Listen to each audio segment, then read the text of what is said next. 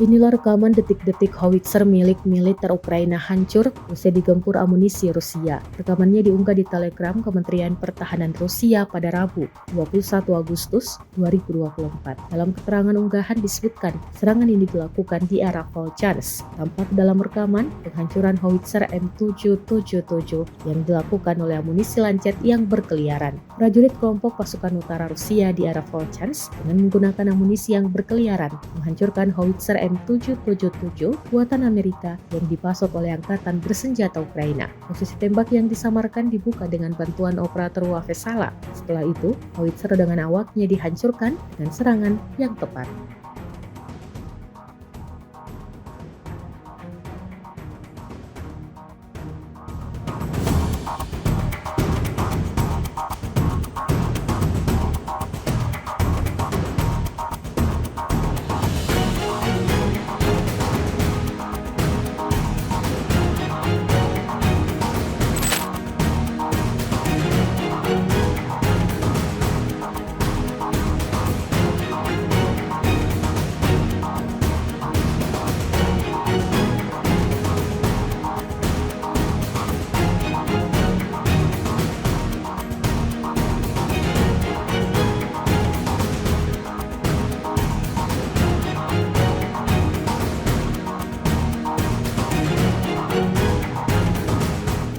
Download Tribun X sekarang, menghadirkan lokal menjadi Indonesia.